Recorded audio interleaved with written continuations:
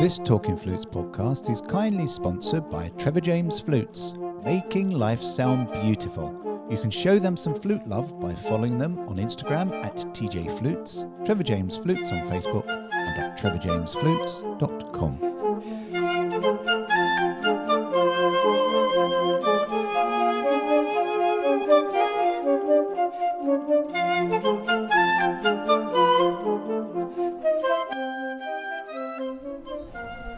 Hello and welcome to Talking Flutes Extra with me, Jean-Paul. Right, as you can probably hear, I'm not in my usual environment. In fact, I'm in London.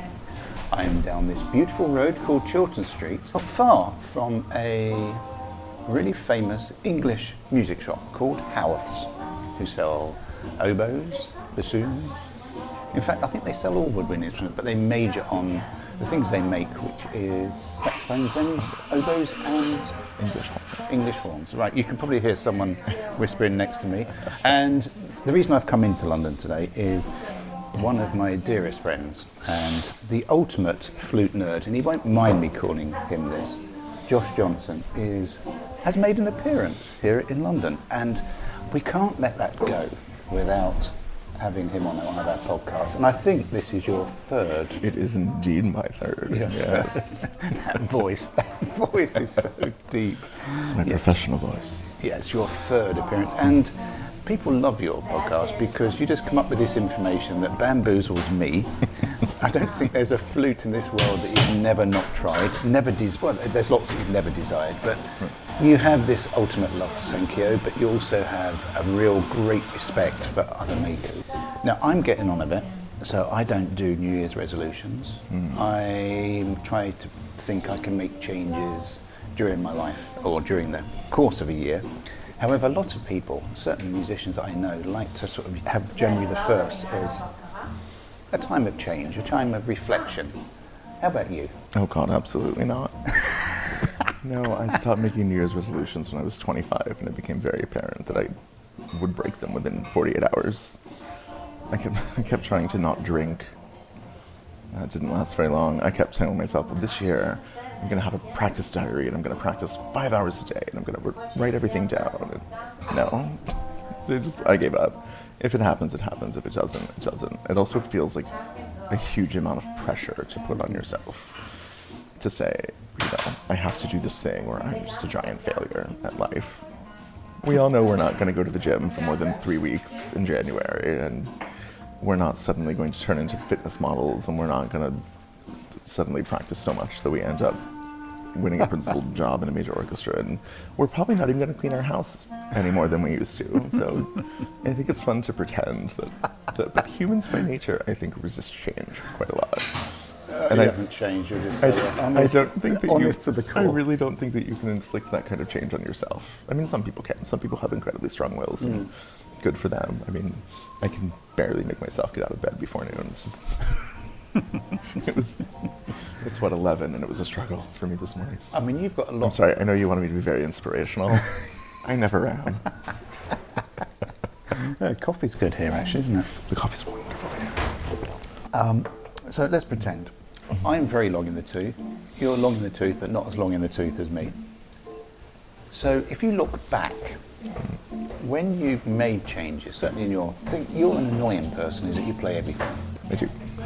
Is that a natural thing, that you've just been able to pick up an instrument and just get it really early on? Yes, it was very organic.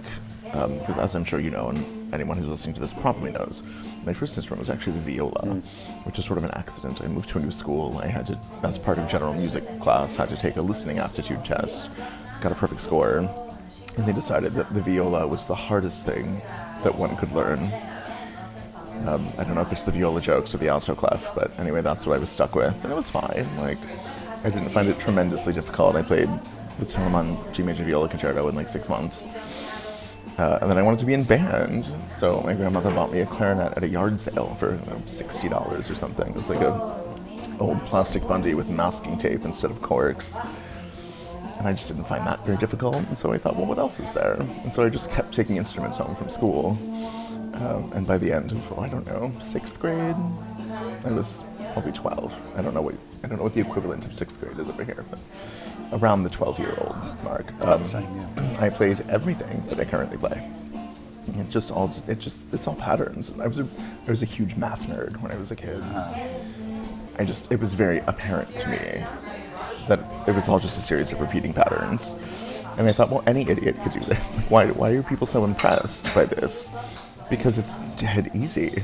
Like, it's certainly much easier, I think, to, play a flute concerto than it is to write a paper on theoretical physics or something. I mean, those guys have it tough. All we have to do is wiggle our fingers a bit and blow at the right speed, Yeah, but your Instagram post, Josh J NYC, and of course most people listening to this will know Josh by his Instagram anyway. You'll just suddenly put up you playing the cor anglais, or you'll be suddenly playing the oboe, or the bassoon, or the saxophone, or the flute, and it's as though that is your instrument. I think that's because I started playing them all at the same time when I was really young, so I never had a chance to kind of become fully baked on one of them, you know what I mean? Like, I wasn't a flute player who at the age of 19 or whatever decided to take up the clarinet. I played them all at the same time, and so I sort of grew into each of them individually, simultaneously. So I never had a chance to develop an identity on one of them that I had to change, if that makes any sense. Like, doublers are usually saxophone players, right? So they're usually saxophone players who, how generous am I going to be here, who at some point decide to play other things, and sometimes they do it well. But they're always, a saxophone player first. And so they approach everything that way. Mm-hmm. I wasn't anything first. I mean, I was a violist maybe, but mostly I was just a kid who read a lot and didn't have a lot of friends. That is just so annoying, especially when people hear you on the flute now. What did you study at Juilliard? I was a clarinet major. Yeah, I'm not even a quote real flutist. But everything you're doing at the moment, or has been for quite a long time, is flute-based. Yes. Well, I think that's because, I did actually have a full-time flute job before the pandemic just ruined everything. But I think it's just because I love the flute so much. I'm obsessed with the flute as an object. Like, most of the time I would rather talk about flutes or take pictures of flutes or read about flutes than actually practice the flute. Now, I'm going to rewind there a sec. Right, I've been taking pictures of flutes for years and years and years, and for me, it's the hardest instrument to photograph. Yes, oh my God, it's horrendous. It's so difficult. But you suddenly have started posting pictures or taking pictures that are stunning. Oh, thank you. That's absolutely very nice. Stunning. Without this mega expensive gear and without the light boxes and the stuff and all the lights that I have to use just to get a straight flute picture, suddenly, all of a sudden you're posting something. I said, yeah, I took it with a cell phone, or I closed the curtains and. Was this a fluke? How are you suddenly taking it? Is. I think it's a fluke. It's a fluke that I think it's because at my core, I'm a very scientific, analytical person. If I take a picture and it accidentally looks fantastic, I try to remember what I did and how I got there and like what settings did I have the camera on. Because the thing we have to remember is that our cell phone cameras now are equivalent in quality to the $5,000 cameras professional photographers were using in the 80s, in the 90s. Every single one of us has a 4K, 16 megapixel film, Hollywood film camera in our pocket. And we're certainly all carrying around a DSLR now.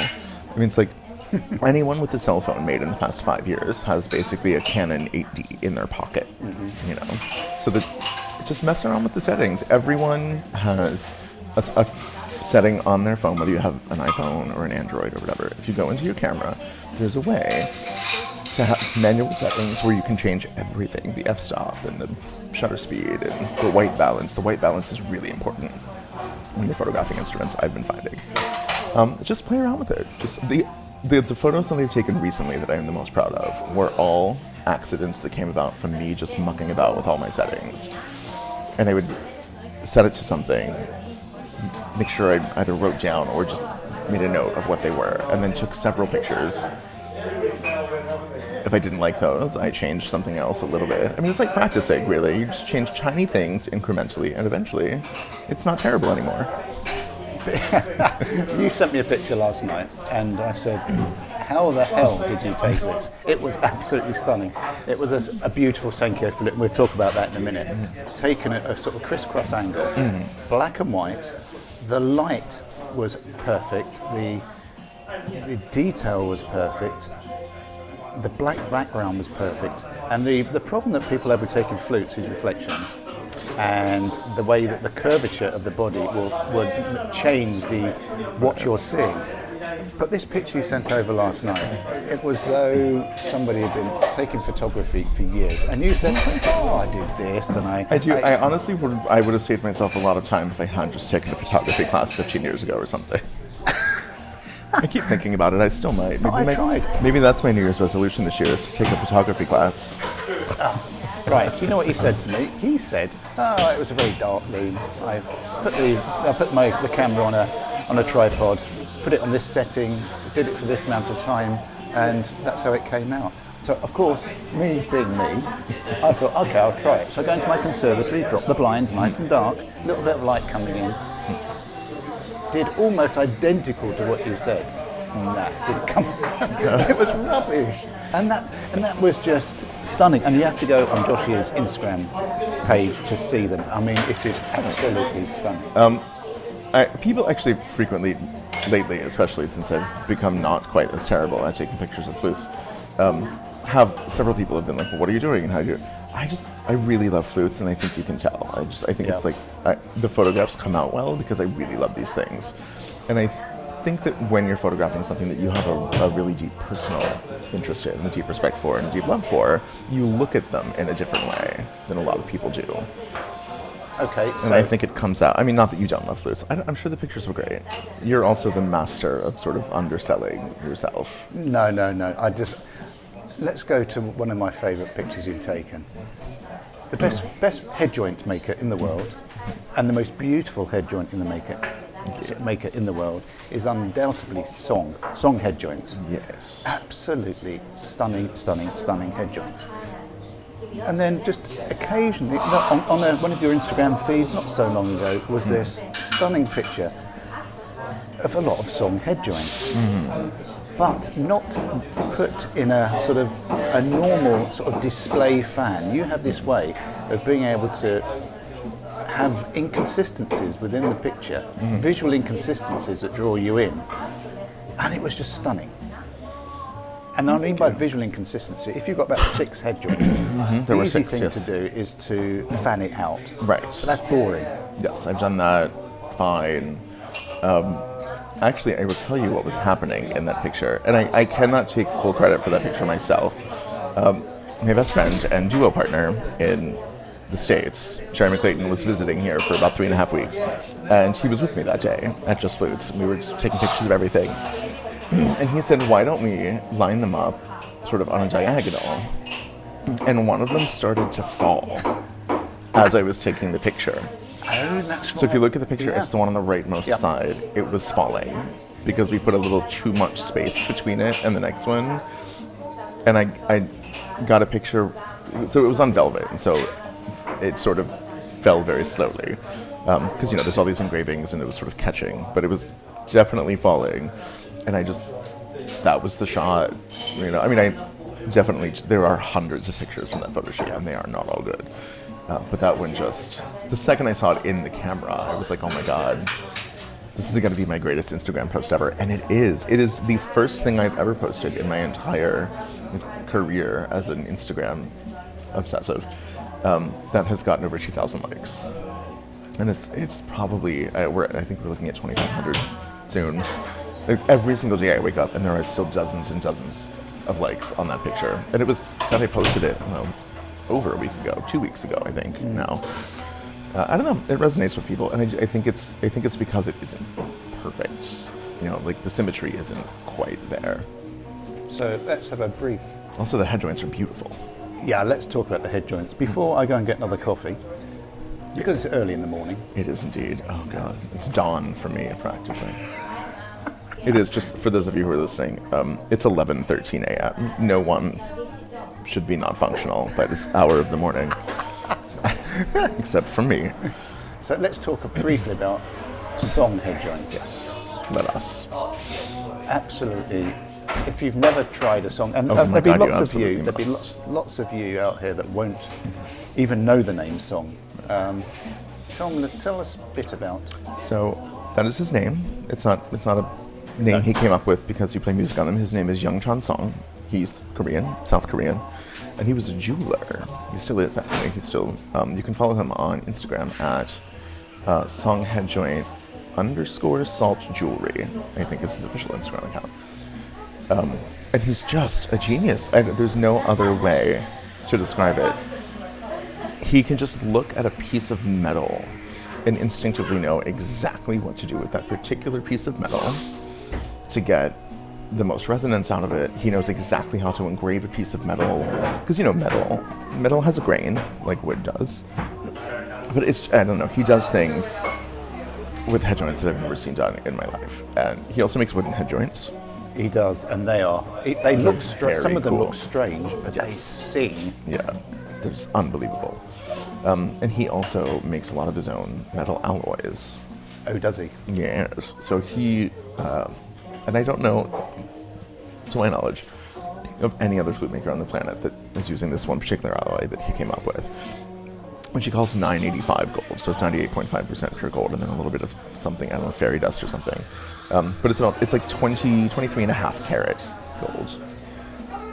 Oh my God, it is the most incredible sounding head joint. He does a great 20 karat gold alloy. He does a really nice 14 karat green gold alloy. The green gold actually is one of the head joints that Jasmine plays on. Yep. So Jasmine Chori, as a lot of you know, plays on song head joints on a Straubinger body. Mm-hmm. I think a lot of people maybe don't know. People ask me this all the time because Jasmine and I have been friends for a very long time, and so people are like, "When does she play? You must know." Like, she talks about it all the time. It's not a secret. But she has, I believe now she has 3 song head joints. Jasmine, if you're listening to this, feel free to correct me if I'm wrong. The first one that she played, and I think is the one that put song on the map with most people, because visually it was very interesting for her because she plays a gold flute, was a 99.5% pure silver tube fused to a solid 24 karat gold tube on the inside. So basically it was very fancy aramite. Whoa, which is a patented term by the Powell Flute Company, so don't call it that. No, we call ours fused, but ours is only 925 with 14k. So you're Which is also what Powell's is. Powell's is sterling and 14k. Yeah, but we call ours fused. Or sterling and 9. So it's 995 Whoa, with almost 24k with pure gold. And the gold's on the inside. So How did all of they a sudden work it? Jasmine rocks up on YouTube, you know, playing what looks like a silver head joint on a gold body, and people lost their minds. Yeah. And the thing that makes song head joints really stand out, because obviously you can't look at something and, you know exactly what the alloy content is. Usually. Sometimes I can, don't judge me. But his engraving is unreal. Yes. I mean, the man is like a tiny magical elf from some planet where they only make jewelry. Like, it's ridiculous. And he does these inlays, these floral pattern inlays with emeralds and rubies and diamonds and rows of tiny pave diamonds around the edge of the lip plate. And every song crown has a gemstone inset into the end. It's either a diamond, or if it's a silver crown, I believe it's a ruby. Gold crowns get a diamond. And they're just, and the shape of the crown, it's almost like a saw blade. If you look at the edge of it. If you go to Josh J NYC on Instagram, you can see photographs of these. It looks like a circular saw, and they're very cool. But actually, the little ridges on the crown are what kept catching on the velvet and slowing down the fall of that one head joint that allowed me to get that picture. They're just incredible, and they sound. I mean, they blow like nothing else. And they're super responsive, huge sound in the bottom register, and huge control on the top. I mean, you can play the tiniest, quietest top C on these head joints, and it just comes right out. I was at the last NFA that actually happened in the real world before COVID. Julie Kim Walker, who is a flute professor in Texas, dear friend, she's a wonderful human being. The song Headjoint booth was right across the aisle from the Sankyo booth, which is where I was working. Huge shocker. And I saw her, she bought a song Headjoint at the convention, but I saw the moment that she found the one that she liked, because her whole face just transformed. And that's what happens when you play these, like, I mean, it was like an absolute sort of wand choosing the wizard moment, but everything about your playing transforms when you try a song Headjoint that's like the perfect fit for you. They're just so good. They're so good. And they are probably one of the only aftermarket Headjoints that I would say works perfectly well with the Sankyo flute body. Because Sankyo flutes tend to work best with Sankyo Headjoints. But a song Headjoint sounds incredible on them. Nagahara Headjoints also work really well with Sankyos, by the way, for those of you who care about that sort of thing. So for me, and I know for you, the song Headjoint is not only a visual beauty. No, I mean, they're what actually... it can do, it's not just that, it just unlocks everything in your flute playing. Yeah, I mean, there's really some proof in the pudding there. It's, you know, they're not just pretty, because a lot of things are just beautiful. Now, these things aren't cheap. However, a lot of you will have a perfectly good flute that you're playing. Yeah. And you're thinking, oh, everybody else is playing this flute, this flute, this flute. You put a song Headjoint on your flute, providing it's a good body, that will transform your playing probably more than if you just step up. Yeah. To a, It will indeed. And they're not all super fancy ruby encrusted not, sort of no. things. He does make them with no engraving on the lip plate, or simple engraving, no gold ride, just silver, and that's it. Like, you know, they look like a normal Headjoint. but they are absolutely... But why would you not get one that's just encrusted with Burmese rubies if you can afford it? you can afford it? That's the thing, isn't it? The price of gold these days is horrifying, as you know, because yes, we've been Trevor talking. James makes some very, very beautiful 14-karat gold-plated flutes. That's twice as expensive as platinum. It is. Which is weird, isn't it? It is How weird. it's flipped. It is. Well, it's always been. Platinum has always been cheaper than gold. The reason platinum flutes are so expensive, and always have been and always will be, is that platinum is incredibly hard to work with. It's really, really difficult. And if you don't have the right tools, platinum will just chew the edges off of all of your tools. And that's why it's so expensive, because it's bloody hard to make a platinum flute. Whereas gold is basically chewing gum. It is. The higher the current, the softer it becomes. Just sort of wrap it around a flute-shaped tube and put some keys on it. But yes, gold is incredibly expensive. So you're still doing the gold-plated flutes on special order, On special order now, only because the price of gold is so high. Isn't it? I actually really, really like platinum a lot. And I think platinum, some people don't like the look of gold, right? Like some people, especially here in the UK, where ostentation is not really the thing. It's a little bit of tall poppy syndrome, I think, here. No one wants to stand out. Platinum from distance looks like silver, so no one automatically, thinks you're some sort of show off. But the greatest thing about platinum, as far as I'm concerned, is that it does not ever tarnish, and I hate tarnish. I loathe tarnish. But in the UK, we love tarnish, don't we? I mean, you've only just, as a nation, stopped playing Louis Lot flutes about 15 minutes ago. We have, haven't we? Yeah. There was a time not so long ago with every principal player. Every single person had. I mean, Michael Cox was on a Louis Lot until, I don't know, a decade ago or something. Yeah. And what's interesting to me is that, it's not really actually that interesting when you know why, but every single one of these people who was a lifelong Louis Lot devotee now plays an Altus. Yeah. Which were designed to replicate the sound of Louis Lot as much as possible. And I would say largely they've succeeded. Some of my absolute favorite flute players on the planet play on Altus flutes. They sound great. They're really good instruments. Yeah, absolutely. Yeah, but I'm really glad that, you guys have finally stopped playing flutes that were made, I don't know, when America was born. We have. Right, that coffee's gone cold because you've been talking. I know. I need another one. Should we pause for a second? Yes, get some more caffeine. It's an important thing. I think you're almost as addicted to coffee as I am. I say almost, is that for me it's my poison. Oh, you have no idea. Really? I mean, I have other poisons as well. We have real coffee here, unlike you in the States that have the drip. No, you're looking at me really badly, but come on. I happen to very much like filter coffee.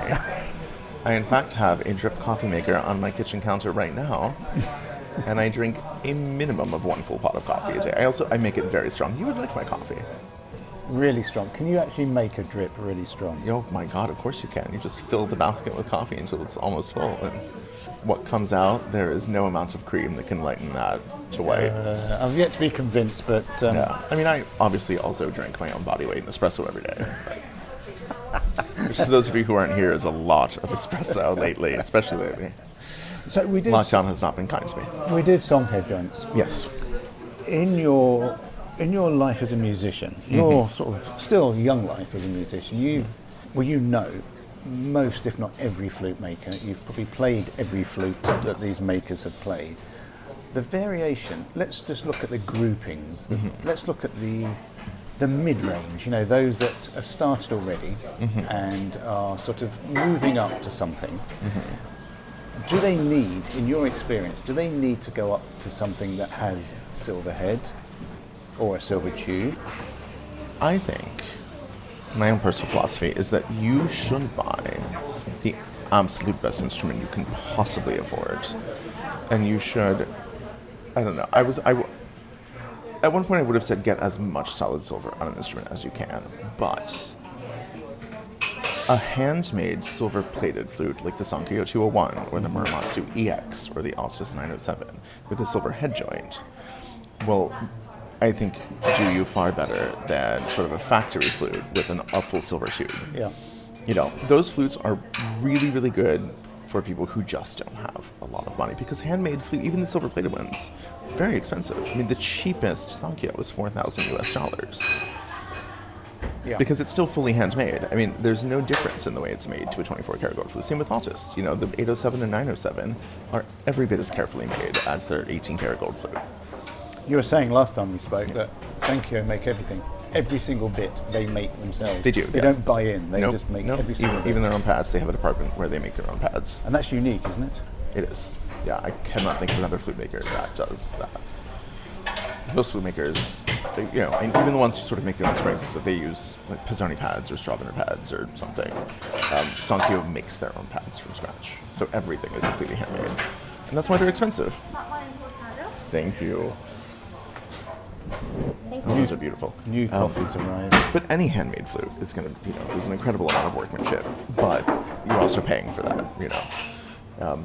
But things like the TJ Virtuoso are fantastic instruments for people who really just, they're not going to have ever 10 grand for a flute. And we make our flutes, we price point them specifically.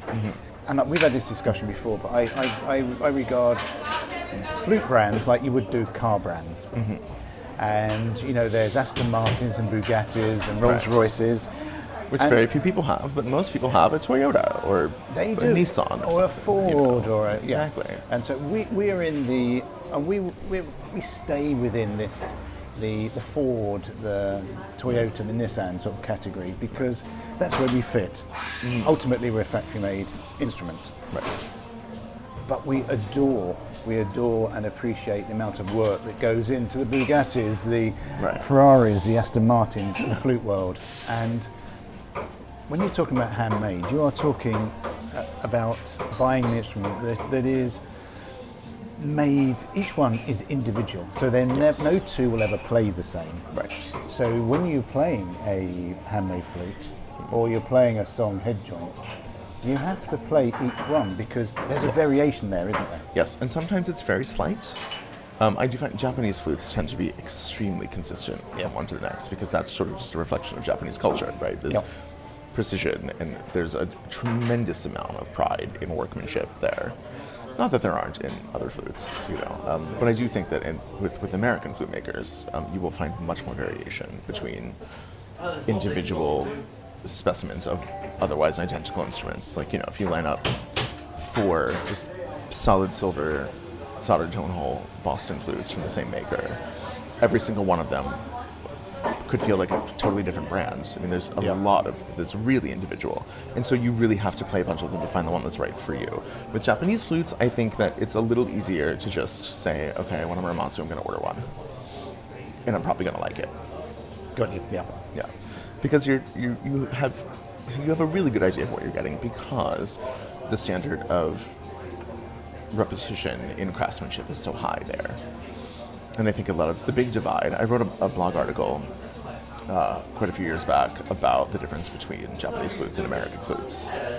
And I think that the thing about American flutes is that it reflects sort of the American mindset of, rugged individualism and whatever. And so I think they're intentionally made so that no two of them are really remotely alike, whereas the Japanese obviously very highly value conformity and sort of harmony in society.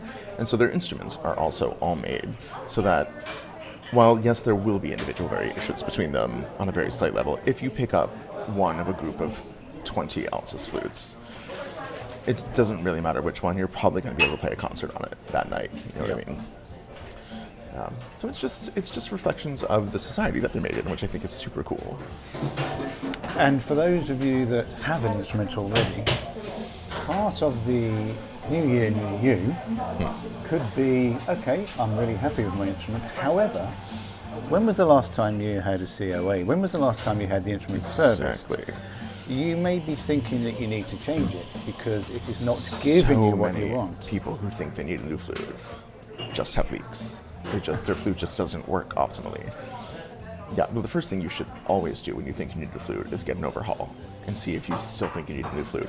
Because for most people who are in that position, the flute that you get back from your overhaul is a new flute because it's so different from what you sent them. Because the thing with flutes, right? Flutes are machines. Flutes are fundamentally simple machines.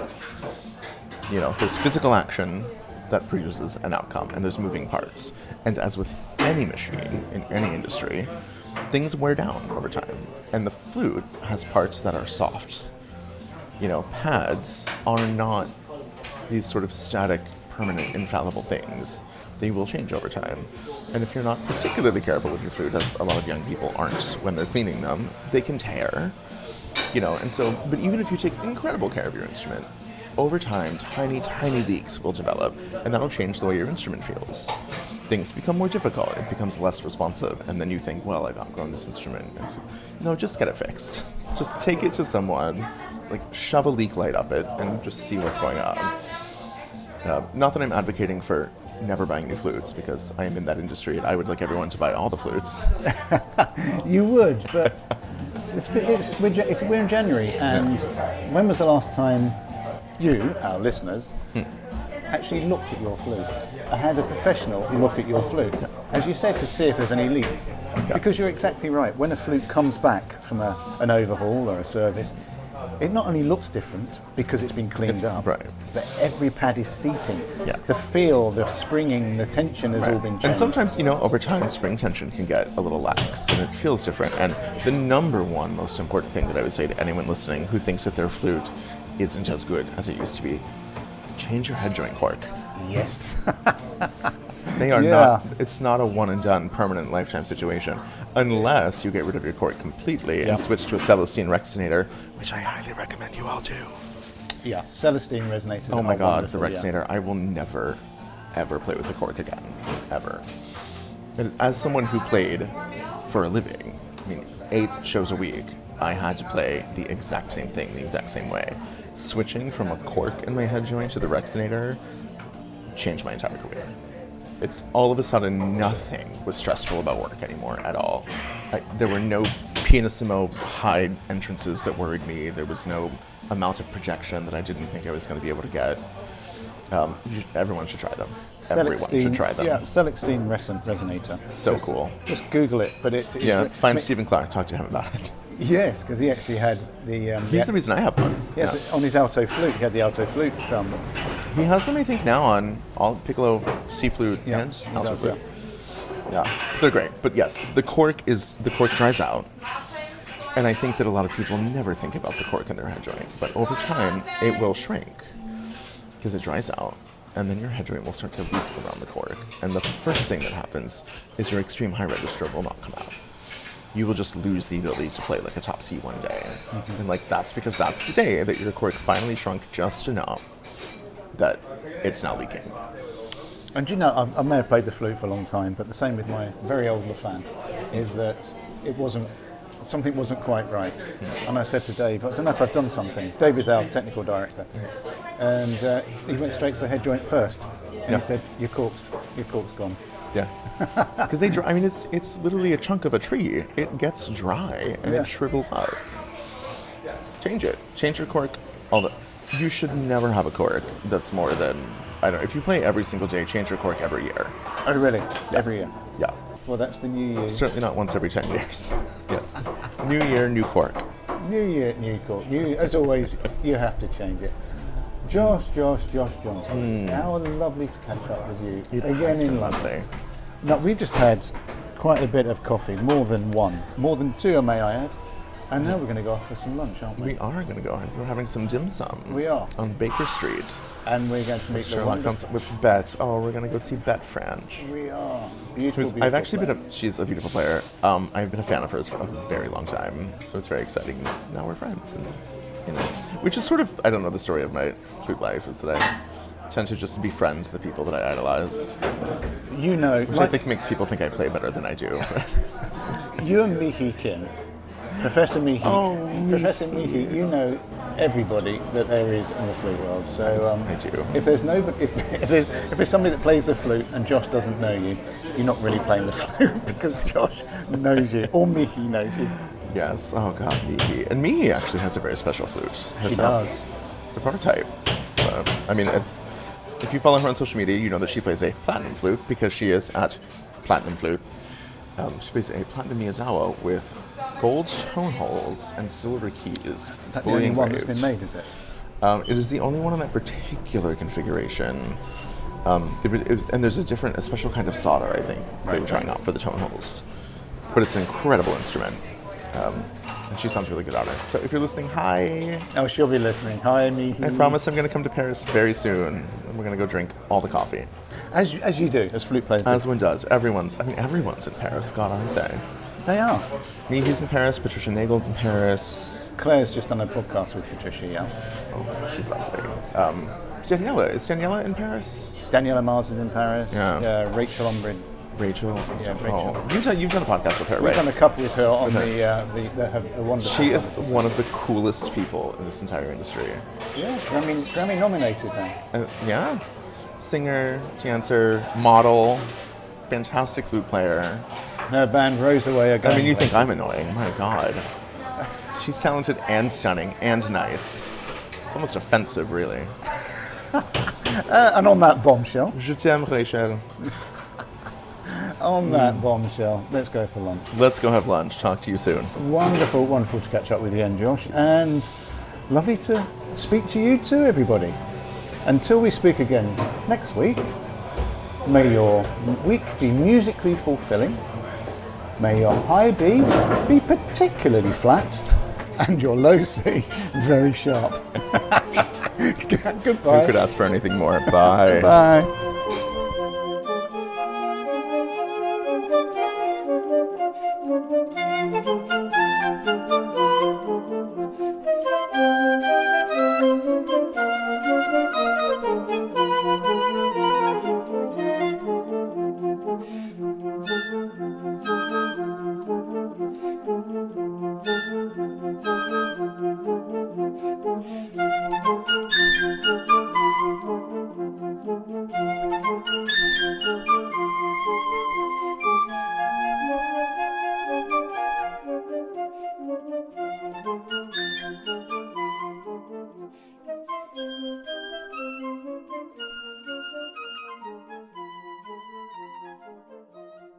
Talking Flutes and Talking Flutes Extra are podcast productions by the Trevor James Flute Company. For more information, visit trevorjamesflutes.com.